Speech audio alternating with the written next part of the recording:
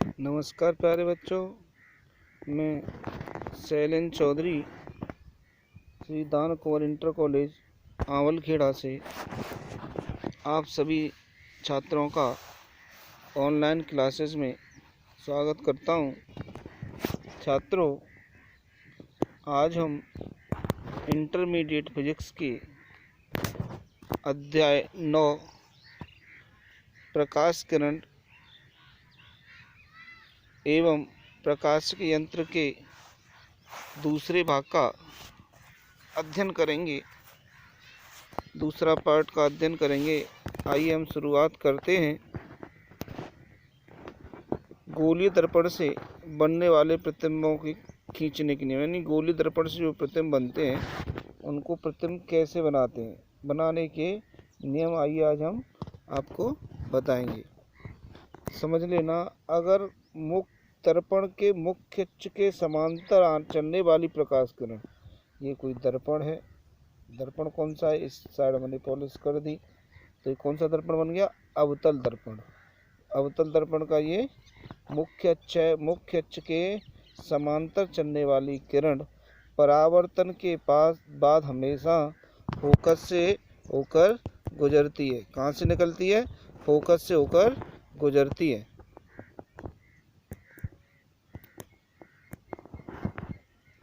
ऐसे ही अगर हम उत्तल दर्पण की बात करें, उत्तल दर्पण में पॉलिश अंदर वाले भाग पे होती है। ये इसका मुख्य अक्ष है। मुख्य अक्ष के समांतर आने वाली किरण परावर्तन के पश्चात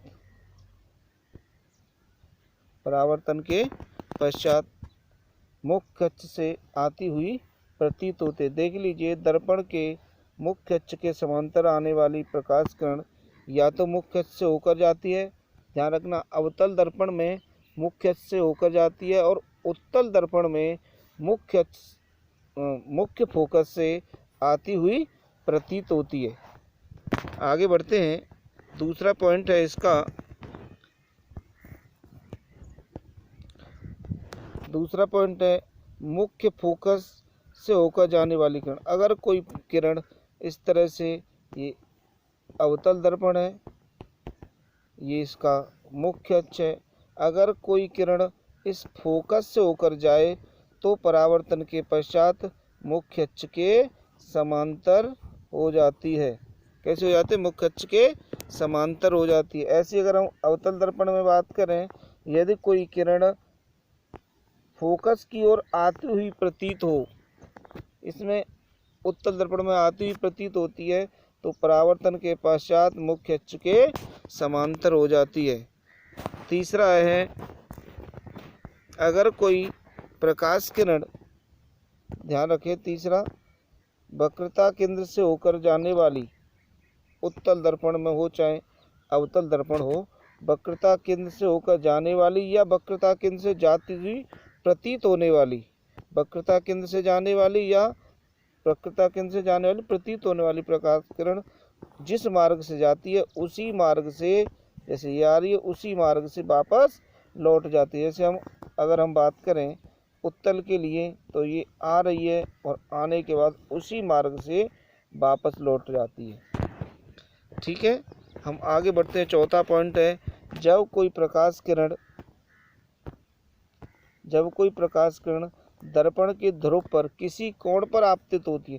दर्पण का ध्रुव होता है P पर किसी कोण पर आपतित होती है तो परावर्तन के नियमों का पालन करती है और उसी कोण से परावर्तित हो, यानी आपतन कोण और परावर्तन कोण दोनों बराबर होते हैं। जैसे आप देख पा रहे हैं, ये किरण आपतित है और ये किरण परावर्तित है। I बराबर R, परावर्तन के नियम से। ऐसे ही उत्तल दर्पण की लिए बात करेंगे, तो उत्तल दर्पण में ये किरण आ रही है, यानी आपतित किरण, ये लौट के आ रही है, अर्थात परावर्तित किरण होगी। आगे हम बढ़ते हैं। अब देखते हैं गोलीय दर्पणों द्वारा प्रतिबिंबों का बनना, प्रतिबिंबों का निर्माण। सबसे पहले हम बात करेंगे अवतल दर्पण द्वारा प्रतिबिंब का बनना। जब वस्तु कहाँ रखी हो? अनंत पर रखी हो। जब वस्तु अनंत पर रखी होगी, तो ये कोई वस्तु है, अनंत पर रखी हुई है, तो दोनों किरणें हम मुख्य अक्ष के समांतर लेके जाएंगे, और जो किरणें मुख्य अक्ष के समांतर जाती हैं परावर्तन के पश्चात मुख्य फोकस से होकर निकलती हैं। यानी प्रतिबिंब जो बनेगा वो छोटा होगा, वास्तविक होगा, उल्टा होगा, कहाँ बनेगा, मुख्य फोकस पर बनेगा, बिंदु आकार का प्रतिबिंब बनेगा। दूसरा, जब वस्तु अनंत और वक्रता केंद्र, ये अनंत है, अनंत और ये अनंत है, और ये इसका वक्रता केंद्र है सी, ये सी है और ये अनंत है। अगर वस्तु अनंत और वक्रता केंद्र के बीच रखी हो तो हम प्रतिबिंब कैसे बनाते हैं, तो एक किरण तो मुख्य अक्ष के समांतर लेके चलते हैं और एक किरण वक्रता केंद्र से होकर जाती है। जो किरण वक्रता केंद्र से होकर जाती है वो उसी मार्ग से वापस लौट जाती है। देख पा रहे हैं आप, ये किरण आ रही है, आने के बाद वापस लौट रही है, और जो मुख्य अक्ष के समांतर आती है वो फोकस से होकर के निकल के जाती है, परावर्तन के पश्चात फोकस से होकर निकल के जाती है। इस प्रकार दोनों परावर्तित किरणें कहाँ पे काटती हैं, ए डैश पर।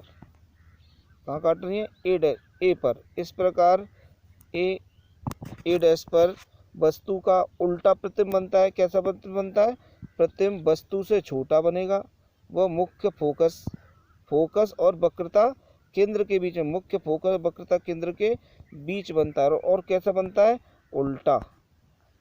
कैसा बनता है मैं बताऊंगा आपको, उल्टा बनता है इस तरह से। आगे बढ़ते हैं। जब वस्तु वक्रता केंद्र पर हो, जब वस्तु वक्रता केंद्र पर होती है, ये सपोज दैट ये वस्तु है, तो एक किरण तो निकाले। जब वस्तु वक्रता केंद्र पर होती है तो एक किरण निकालते हैं मुख्य अक्ष के समांतर, दूसरी किरण जाती है फोकस से होकर। जो किरण मुख्य अक्ष के समांतर जाती है परावर्तन के पश्चात मुख्य फोकस से होकर गुजरती है, और जो किरण मुख्य फोकस से होकर जाती है परावर्तन के पश्चात मुख्य अक्ष के समांतर होती है। इस प्रकार आप दोनों परावर्तित किरणें, इस प्रकार हम देखते हैं कि वक्रता केंद्र पर रखी हुई वस्तु का प्रतिबिंब वस्तु के बराबर और वक्रता केंद्र पर बनता है, और कैसा बनता है, उल्टा। वस्तु के बराबर साइज का होता है और कैसा बनता है, उल्टा। अब आइए आगे बढ़ते हैं। जब वस्तु वक्रता केंद्र और फोकस के बीच में रखी हो, जब वस्तु वक्रता केंद्र और फोकस के बीच रखी हो, तो देख रहे हैं हम, ये वस्तु हमारी रखी है, तो एक किरण तो जाएगी मुख्य अक्ष के समांतर और एक किरण जाएगी फोकस से होकर के। जो मुख्य अक्ष के समांतर जाती है किरण परावर्तन के पश्चात मुख्य फोकस से होकर निकलती है, और जो मुख्य फोकस से जाती है परावर्तन के पश्चात मुख्य अक्ष के समांतर हो जाती। इस प्रकार दोनों परावर्तित किरणें ए पर काटती हैं। कहाँ काट रही हैं, ए पर। इस प्रकार ए डैश पर वस्तु का कैसा प्रतिबिंब बनेगा, उल्टा प्रतिबिंब बनेगा, और कैसा उल्टा प्रतिबिंब होगा, वास्तविक होगा, वस्तु से बड़ा एवं अनंत। कहाँ बनेगा, वक्रता केंद्र और अनंत के बीच में। अनंत यहाँ पे है और ये वक्रता केंद्र है, तो वक्रता केंद्र और अनंत के बीच में बनेगा। आइए अब आगे बढ़ते हैं। जब वस्तु फोकस पर हो, तो जब वस्तु फोकस पे होती है तो देखिए ये वस्तु फोकस पे है, तो एक किरण तो जाएगी मुख्य अक्ष के समांतर, तो जो किरण मुख्य अक्ष के समांतर जाएगी वो मुख्य फोकस से होकर निकल जाएगी।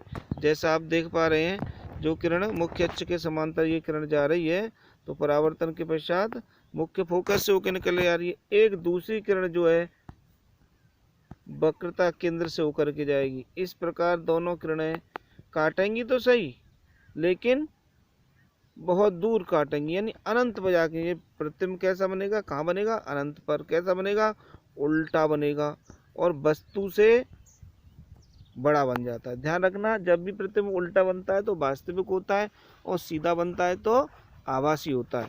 और अवतल दर्पण की अंतिम स्थिति में केवल प्रतिबिंब आभासी बनता है जब प्रतिबिंब जो है वस्तु F और P के मध्य रखी हो, तभी प्रतिबिंब आभासी बनता है। और बाकी स्थितियों में, पांचों स्थितियों में प्रतिबिंब उल्टा बनता है। उल्टा बनता है अर्थात कैसा होगा, वास्तविक होगा। आगे बढ़ते हैं। अगला है, जब वस्तु एफ और कहाँ के पी के बीच में हो। अभी हम इसी की बात कर रहे थे। तो एफ और पी के बीच में होगी तो एक किरण तो जाएगी एफ से होकर के, दूसरी किरण जाएगी सी से होकर के। ये किरणें कहीं नहीं काटेंगी, अर्थात इनको अगर आगे बढ़ाएं तो ये आभासी काटती हुई, पीछे काटती हुई, दर्पण के पीछे काटती हुई प्रतीत होंगी। अर्थात जो वस्तु का प्रतिबिंब बनेगा वो कैसा बनेगा, सीधा होगा, काल्पनिक होगा, वस्तु से बड़ा होगा और दर्पण के कहाँ बनेगा, पीछे बनेगा। और हम इनको इस तरह से समझ लेते हैं। इन चित्रों से देख सकते हैं आप, ये अवतल दर्पण द्वारा बने हुए प्रतिबिंब दिखाए गए हैं। इनकी जो स्थितियाँ हैं इस सारणी से देख सकते हैं। जब बिंब जो है वस्तु, बिंब का मतलब वस्तु है, जब वस्तु अनंत पर रखी है तो प्रतिबिंब उसका कहाँ बना है, फोकस पर बनता है, बहुत छोटे साइज का होता है, बिंदु आकार का होता है, वास्तविक और उल्टा होता है। जब वस्तु सी से परे यानी सी और अनंत के बीच में हो तो प्रतिबिंब एफ और सी के मध्य बनता है, छोटा होता है, वास्तविक एवं उल्टा होता है। अगर वस्तु सी पर होती है तो प्रतिबिंब वस्तु के आकार का ही बनता है, समान साइज का यानी समान आकार का सी पर बनता है। और कैसा बनता है, उल्टा एवं वास्तविक। अगर वस्तु सी और एफ के बीच हो तो कहाँ बनता है, सी से परे यानी सी और अनंत के बीच में बड़ा बनता है, उल्टा एवं वास्तविक। अगर एफ पर होती है तो प्रतिबिंब अनंत पर बनता है, उल्टा होता है और वास्तविक होता है, जैसे भी आपको समझाया है। अगर वस्तु एफ और पी के मध्य हो तो इस स्थिति में केवल प्रतिबिंब कैसा बनता है, आभासी एवं सीधा। अब आइए उत्तल दर्पण द्वारा प्रतिबिंब बनते हैं उनको देख लेते हैं। ये उत्तल दर्पण है। उत्तल दर्पण में अंदर की तरफ पॉलिश होती है। अगर कोई किरण मुख्य अक्ष के समांतर आती है तो परावर्तन के पश्चात उसी तरफ वापस लौट जाती है। दोनों परावर्तित किरणों को पीछे बढ़ाया जाए तो दोनों कहाँ काटते हैं, एफ पर काटते हैं। यानी वस्तु अगर मुख्य अक्ष के समांतर किरणें आ रही हैं तो वस्तु का प्रतिबिंब कहाँ बनता है, एफ पर बनता है, फोकस पर बनता है। यदि अगर किरणें अनंत और पी के बीच कहीं पर भी हों, जैसे आप देख पा रहे हैं दूसरे चित्र में, अगर ये पी है और अनंत यहाँ पे होगा तो एफ और पी के बीच कहीं हो तो उनका जो प्रतिबिंब बनेगा वो कैसा होगा, आभासी होगा।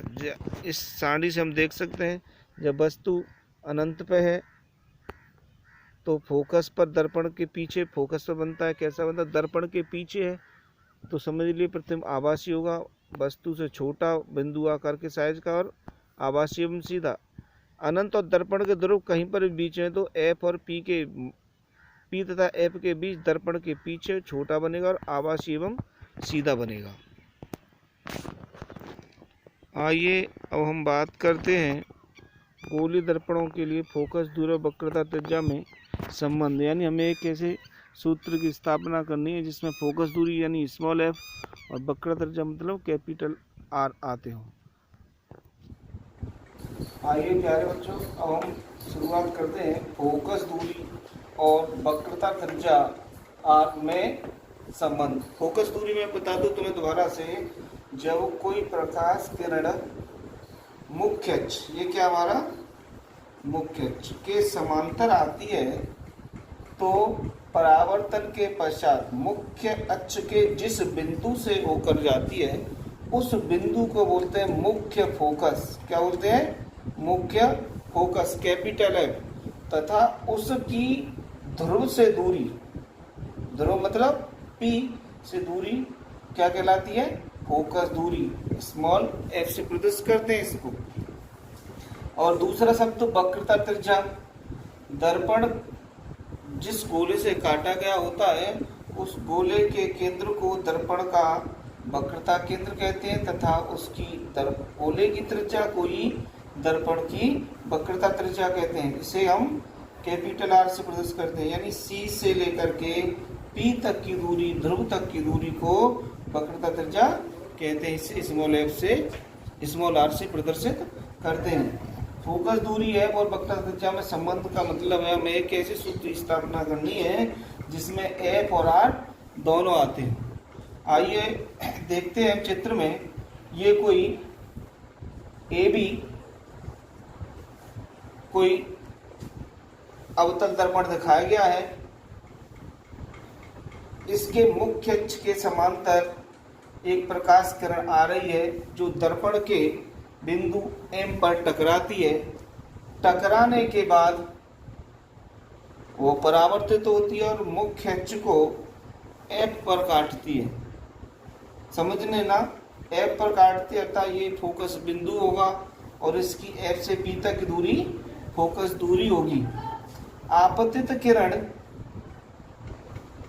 अगर C को M से मिला दें तो CM ये अविलंब का काम करेगा। किसका काम करेगा? अविलंब का काम करेगा। आपतित किरण ये हो गई और आपतित किरण अविलंब के साथ जो कोण बना रही है, मान के चलिए ये कोण थीटा है। तो परावर्तन के नियम से ये परावर्तित किरण है, परावर्तन के नियम से ये परावर्तन कोण P थीटा होगा। गणित में हम जानते हैं कि जब दो तिर्यक रेखाओं को, दो समांतर रेखाओं को एक तिर्यक रेखा काटती है तो एकांतर कोण हमेशा बराबर होते हैं। एकांतर कोण यानी ये अगर थीटा है तो ये भी हमारा थीटा होगा। तो ऐसे ही जब ये कोण थीटा है तो ये एकांतर कोण हो जाएगा और ये थीटा हो जाएगा। अगर हम बात करें इस कोण की, F पर बने कोण की, तो ये F पर बना कोण F पर बना कोण 2 थीटा होगा। क्यों? एक होती है गणित में बहिष्कोण प्रमेय। बहिष्कोण प्रमेय मैं दोबारा बता दूं आपको, अगर ये कोई त्रिभुज है, त्रिभुज का ये कोण 50 अंश है, ये 60 है, ये 70। अगर इस भुजा को, एक भुजा को वो आगे बढ़ा दें तो उसका दूसरी भुजा के साथ बना कोण, इस कोण के बाद जो कोण बचते हैं उनके योग के बराबर, यानी दो कोण, इस कोण को छोड़ दीजिए, इसके बाद कितने कोण बचे? 70 और 50 के योग के बराबर 70 अंश प्लस 50 अंश। अगर हम इस भुजा को आगे बढ़ा दें, हमने ये भुजा आगे बढ़ाई है तो दूसरी भुजा के साथ बना कोण, इस कोण को छोड़ दीजिए, बाकी कोण के योग के बराबर होता है। इसे हम बोलते हैं बहिष्कोण प्रमेय। बहिष्कोण प्रमेय में, बहिष्कोण प्रमेय के अनुसार जब ये कोण थीटा है, ये कोण थीटा है, तो ये कोण जो होगा एंगल MFP का मान 2 थीटा, यानी थीटा प्लस थीटा बराबर 2 थीटा होगा। आइए हम देखते हैं त्रिभुज CMN में tan थीटा बराबर होता है लंब बटे आधार, लंब MN बटे आधार, आधार हम देखेंगे CN,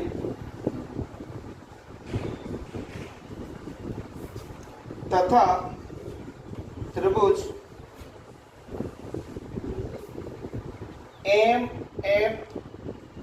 MFN या FMN में कोण कितना बना है? 2 थीटा। 2 थीटा तो लंब बटे आधार, लंब बटे आधार, लंब का नाम है MN बटे इसका आधार हो जाएगा FN।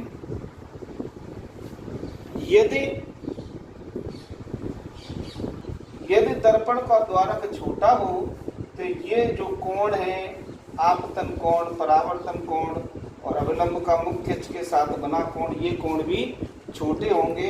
जब ये कोण छोटे होंगे यानी थीटा कोण छोटा हो, अर्थात दर्पण का द्वारक छोटा हो, क्या हो? दर्पण का द्वारक छोटा हो तो थीटा कोण भी छोटा होगा।